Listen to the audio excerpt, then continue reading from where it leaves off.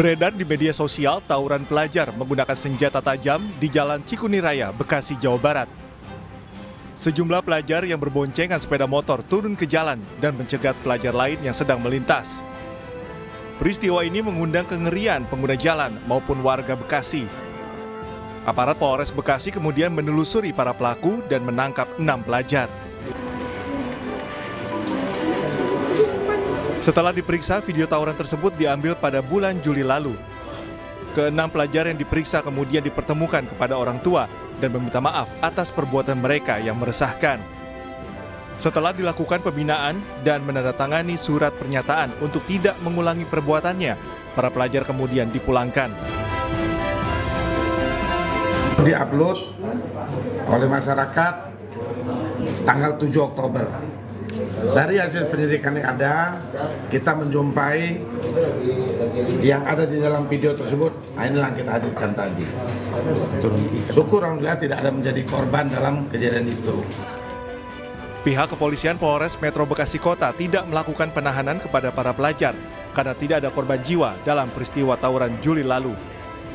Ke-6 pelajar ini direncanakan akan dijadikan duta anti tawuran untuk menyampaikan pesan kepada teman-temannya agar tidak ada lagi tawuran pelajar.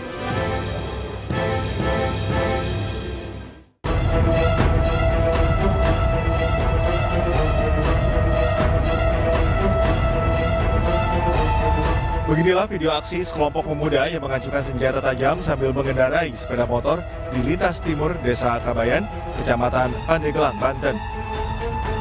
Belum diketahui waktu kejadian tersebut. Namun warga menduga kejadian itu terjadi pada Agustus 2022 lalu. Warga menduga para geng motor tersebut sengaja melakukan aksi mereka hanya untuk mencari lawan mereka. Kejadian tersebut juga terjadi di daerah Serang, Pandeglang, dan Kabupaten Lebak, Banten. Meski video tersebut diduga merupakan video lama, namun kemunculan remaja membawa celurit dan samurai sambil membawa sepeda motor sangat mengkhawatirkan. Mereka khawatir dengan nasib anak-anak remaja mereka yang tengah belajar di sekolah. Baik terkait masalah kemunculan geng motor yang muncul di media sosial yang sedang melaksanakan keliling kota Pandeglang, bahwa itu video yang sudah lama. Kemudian kita sudah tindak lanjuti dengan berkoordinasi dengan pihak dinas pendidikan, kemudian dengan kepala sekolah yang ada di Pandeglang. Kami dari kepolisian mengajak kepada kepala sekolah, guru-guru agar memantau siswa-siswinya yang ada di sekolah. Warga berharap pihak kepolisian segera menangkap para geng motor. Apalagi aksi mereka berada di jalanan yang mudah terpantau pihak kepolisian.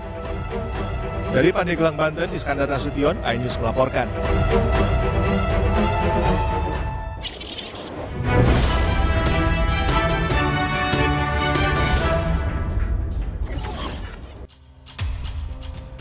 Miris sekali melihat anak muda bergerombol, mengganggu ketertiban. Ingat, bergerombol mengganggu ketertiban itu bukan hal yang sangat keren. Kalau lo ingin terlihat keren, buatlah sesuatu yang bermanfaat buat orang di sekitar lo. Ingat, masa muda tidak akan terulang kembali. Lakukanlah hal positif dan bermanfaat bagi diri lo, agar lo tidak menyesal di kemudian hari. Gue juga apresiasi sekelompok pelajar di Bekasi, Jawa Barat. Mereka meminta maaf karena telah melakukan aksi tawuran. Tidak ada kata terlambat untuk berubah. Gue berharap hal ini juga diikuti oleh pelajar lain, agar tawuran tidak terulang di kemudian hari. Agar tidak ada lagi korban jiwa akibat tawuran.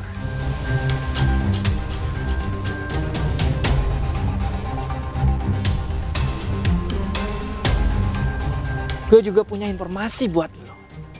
Harga yang murah, rasa yang gurih membuat banyak orang tergiur untuk membeli jajanan di pinggir jalan. Namun gue ingatkan, ada sejumlah oknum pedagang yang berbuat nakal untuk mendapatkan keuntungan lebih. Salah satunya oknum pedagang cilok yang mencampurkan bahan dagangannya dengan bahan-bahan berbahaya dan tidak layak konsumsi. Jajanan pinggir jalan sudah menjadi bagian yang tak terpisahkan dari kehidupan masyarakat. Memiliki rasa yang gurih, berwarna cerah, dan harganya pun relatif murah, membuat masyarakat tertarik untuk mengkonsumsi jajanan di pinggir jalan.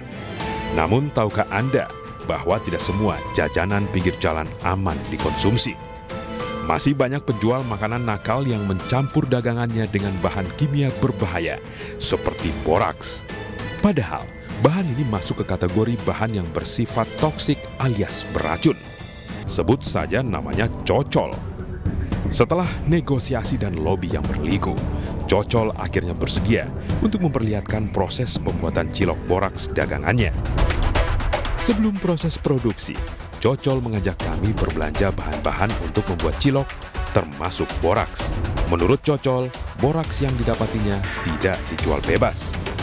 Penjual boraks hanya akan memberikan barang tersebut kepada pembeli langganan atau orang yang dikenalnya saja. Usai membeli boraks, Cocol kemudian membeli bahan-bahan lainnya, seperti tepung sagu, terigu, penyedap rasa, dan lain-lain di warung langganannya. Apa aja nih, Bang? Bahannya, Bang? Ini sagu sama tepung terigu teh. Tepung terigu ya? Sama boraknya nih, Bang? iya boraknya itu teh. Berapa di segini, Bang? Itu 15.000 teh. 15.000 ya? Iya. Seperempat ini? Seperempat. Wih, banyak juga ya, Bang? Iya. 1 bulan mah cukup teh. 1 bulan ya? Iya. Sudah 3 tahun Cocol menggantungkan hidupnya dengan berjualan cilok keliling. Sejak pandemi COVID-19 melanda, dagangan Cocol turun drastis. Alasan inilah yang membuat Cocol menggunakan boraks untuk dagangannya. Ya pakai borak kan biar lebih awet aja teh.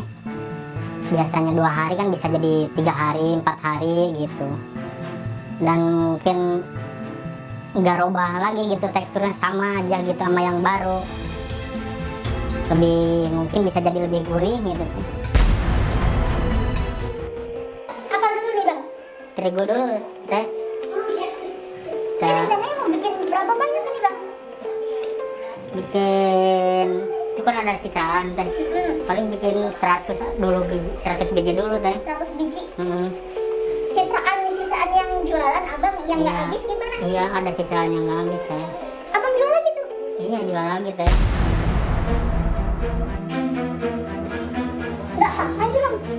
Nggak apa-apa teh, kan masih bagus juga. Masih bagus. Kan pakai ini, pakai borak, pakai awet. Nggak basi tuh, Bang? Nggak basi kalau pakai borak mana. Bahan-bahan yang digunakan Cocol untuk membuat cilok sebenarnya tak jauh berbeda dengan pedagang lainnya. Hanya saja, Cocol menambahkan boraks. Senjata andalan ini sengaja Cocol tambahkan agar cilok buatannya lebih kenyal dan tentunya tahan lama. Takaran penggunaan boraks pun tak ada patokan pasti.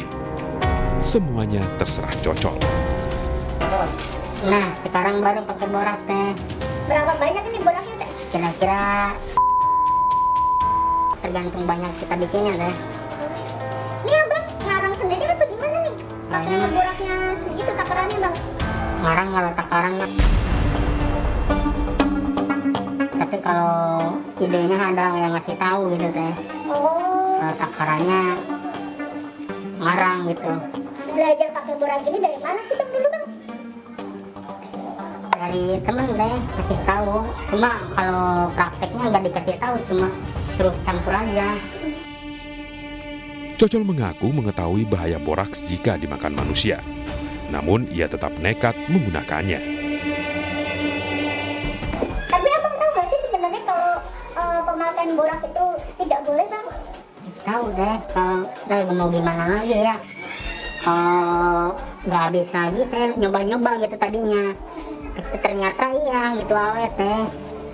Saya jadi pakai jadi nyampe sekarang gitu. Dagangannya kayak jarang habis gitu. Suka nyisa gitu banyak. Kalau nyisa banyak kita kan rugi juga gitu kan. Kalau gini mah alhamdulillah gitu, maksudnya kalau ada sisa juga masih bisa dibesokin. Tak hanya menggunakan boraks, saat mengolah adonan cilok buatannya, Cocol juga tidak mempedulikan kebersihan. Padahal kebersihan dalam membuat makanan sangatlah penting untuk menghindari masuknya bakteri dalam makanan. Iya teh, langsung aja pakai tangan. Abang tadi belum cuci tangan kayaknya deh. Tanggung teh, biarin lah. Biar ada vitaminnya. Vitamin apa bang pakai tangan? Biar ada gurih-gurih teh. Cocol kemudian mencetak cilok agar semuanya sama besar. Cilok yang sudah terbentuk kemudian direbus hingga matang. Dalam sehari, Cocol bisa membuat 400 hingga 500 biji cilok. Jumlah tersebut tergantung sisa dagangan cilok hari sebelumnya. Dengan modal 100.000, Cocol bisa mendapatkan keuntungan hingga Rp300.000 dalam sehari. Nah sekarang gue akan kembali membacakan laporan yang masuk. Laporan pertama dari Atia 89. Lapor Pak Polisi, masih banyak judi yang terjadi di daerah Tarutung Tapanuli, Sumatera Utara. Mohon segera diusut Pak. Laporan selanjutnya dari Edvano 90. Di daerah Pengasinan Rawalumbu, Bekasi, masih sering terjadi aksi pencurian. Mohon segera ditindak Pak. Selanjutnya dari Ed Aci. Izin melapor Pak. Di daerah Kedamaian Bandar Lampung, pada malam hari masih sering ada pengendara motor membawa samurai. Sangat meresahkan warga. Mohon patrolinya Pak Polisi. Ingat, Anda tidak perlu takut untuk bersuara. Gue Bang Ano bakal jadi suara bagi yang resah dan takut. Gue bakal jadi wajah bagi para pengungkap kebenaran